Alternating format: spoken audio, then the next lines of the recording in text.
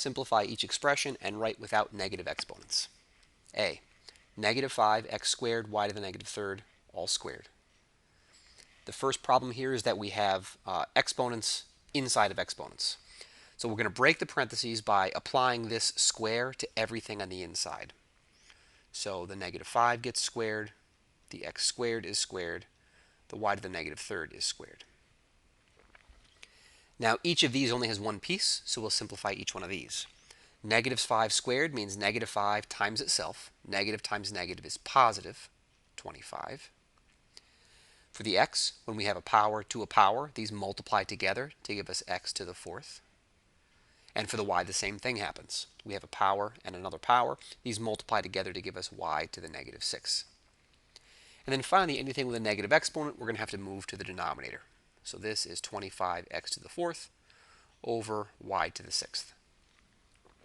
B, negative 6, x to the negative third, y to the fourth, times 5x, y to the negative second. There are no powers outside these parentheses, so essentially we can drop them. As we do this, I'm going to rewrite everything with a negative exponent in the denominator. So the negative 6 can stay where it is. The x to the negative third will have to move downstairs, where it becomes positive. The y to the fourth will stay in the numerator. For the second piece, 5 will stay in the numerator because it has no negative exponent. X will stay because it has no negative exponent. The y to the negative 2 will move downstairs because it's negative. Now we can reduce. I see that this y to the fourth, we can reduce two of those y's with the two y's in the denominator. In other words, we can subtract the powers. So 4 subtract 2 is 2. This leaves us with y squared.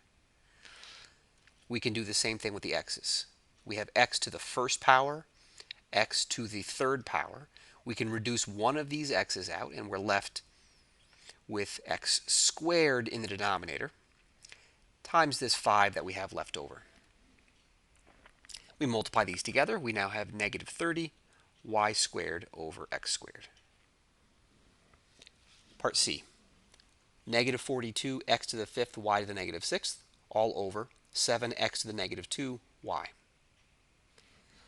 There are no parentheses on here, so we don't need to worry about that.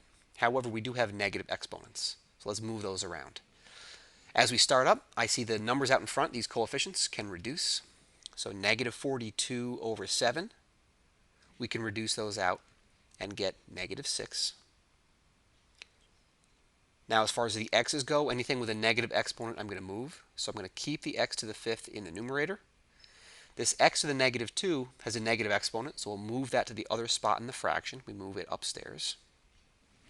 If we look at the y's, this y to the negative sixth is in the wrong spot. It's negative, so we move it to the denominator. And this y that's down here already does not have a negative exponent, so it can stay. Now we're finally going to smash these all together. We have x to the fifth times x to the second. When we multiply, the exponents add, so this gives us x to the seventh. In the denominator, the same thing happens. We have y to the sixth times y to the first. We add the exponents and we get y to the seventh.